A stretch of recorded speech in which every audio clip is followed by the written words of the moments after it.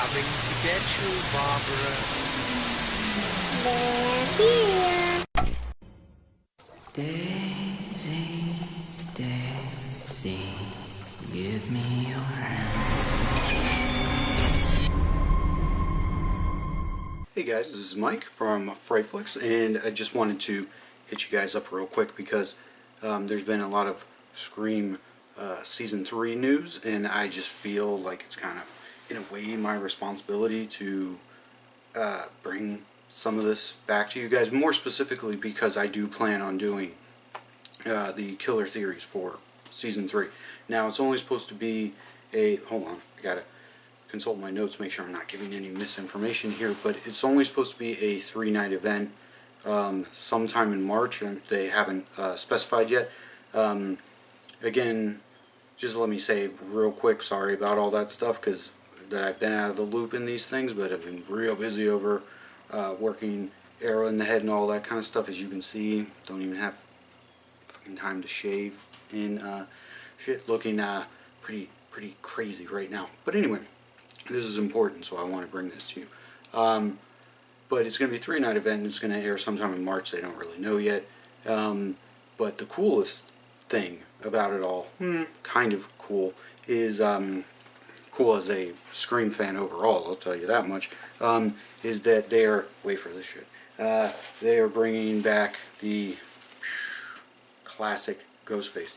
Yeah, I just did an article over at Arrow in the Head today, which you can check out that article and all the other ones that I do in the link in the description. But anyway, yeah, classic Ghostface is returning, and there's an actual picture from set, which funny enough is from director Dennis Wiedemeyer, I believe is how you say his name, his Instagram, who he was the director of course Starry Eyes, which is amazing, but also he was the director of episode 10 of season 2, the one where Noah was in the box and all that kind of stuff. So, you know, it was more than just us as an audience who thought that that was like a killer episode.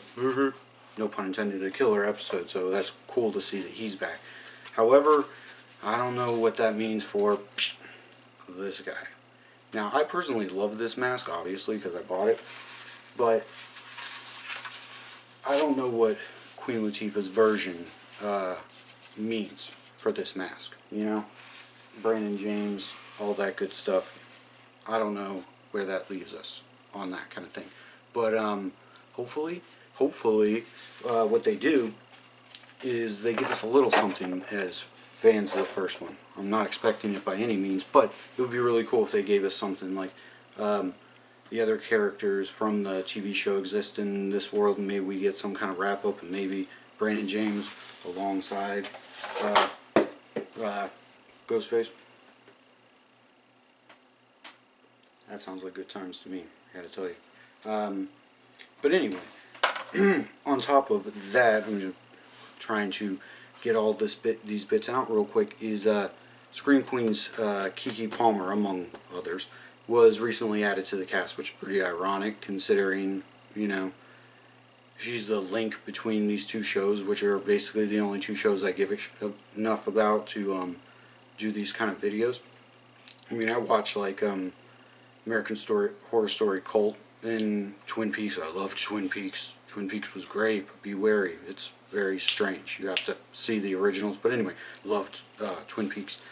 But I'm watching American Horror Story Cold and whatever. It's like every other season recently, and love it or hate it, whatever.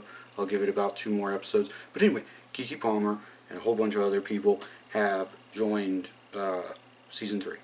So that's pretty cool, I guess. I mean, I would have personally, I want to see what happened to Skylar. Skylar Samuels just seemed to drop off the face of the planet, which is really sad because I was just getting to like her as Scream Queens ended. And as long as they leave her and her silly ass hats, not her silly ass hats, out of whatever she's going to be in next, I'd totally take her in something. But anyway, speaking of Scream Queens, also, Jamie Lee Curtis was just recast, basically, as Laurie Strode in the new Halloween movie.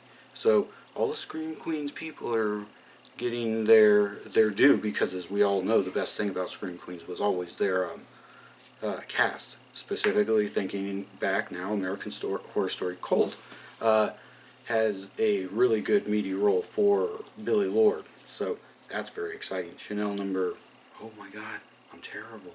Chanel number 3. Chanel number 2? Wow. Never thought I would be able to forget that kind of thing. Wow. That's a sad day right there, but that's what you did to me, Season 2. And the end of Season 1, that's what you did to me. But anyway, so yeah, that's really cool. And I will be back for Killer Theories, and that'll be fun, and being that it's a 3-night event, I guess I'll just cover all 3 nights, and on night 2 or something, we'll do final Killer Theories. I don't know, we'll work that out when we get there. But, of course, because of who I am, I already have a Killer Theory. And it's based off, we got a whole bunch of people added to the cast, and each one of those people came with like a character synopsis thing, right? Again, you can find all of that in the articles that I write for Arrow in the Head, and those are in the description. But anyway, so all of the little character things, it's like, oh, blah, blah, blah, she's a goth chick, and oh, blah, blah, blah, Keke Palmer, she was in Scream Queens, and she's playing some chick who looks like Zayday from Scream Queens, and they're all like 2 sentences long, and they're really not anything. However, C.J. Wallace, who, for those who might not know, is the son of the notorious B.I.G. And Faith Evans. Interesting little note. But anyway, C.J. Wallace plays this guy Amir, and his character synopsis was like, bah! I'm like, what the hell? So anyway, I'm going to just read it to you real quick, just so you can see how long-winded this bullshit is. But anyway, okay, C.J. Wallace as Amir. A good kid whose strict parents expect him to keep clean during high school, stay away from girls, and ultimately find his place within the family business. I'll tell you what that is. Maybe killing is the family business. Amir is a socially awkward savant who dreams of making music one day, an ambition he must stifle and keep to himself. But when events make him the unexpected target of a killer, Amir finds himself in over his head and his worldview challenged. Facing death, Amir reconsiders what he wants from life and the lengths he's willing to go to find his identity, not the killer's identity, his identity, and chase his dreams, should he survive. But anyway, as you can see in some of that stuff, but look how long-winded that is, as opposed to the other name that was released at the same time as his, which is Tigga as Jamal. Listen to this. Tigga as Jamal. Dion's stepbrother, who despite hanging out with a rough crowd, he's got a big heart and an underlying loyalty to Dion. That's it. I didn't pause for emphasis. That's it. That's all Tigga's character Jamal got.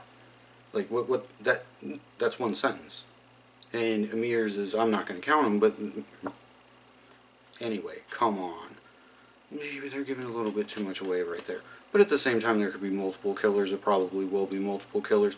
Maybe Brooke and or Noah will show up and murder the shit out of people, including Stank-Ass Emma. Wait for it.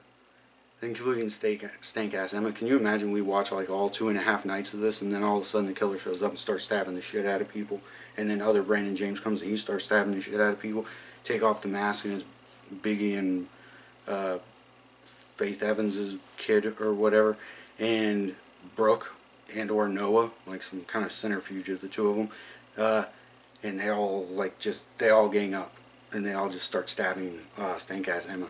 And we're pulling back, beautiful shot, pulling back away from the high school football, field or whatever, on her face, and then it's just oh no, post credits. That's even better.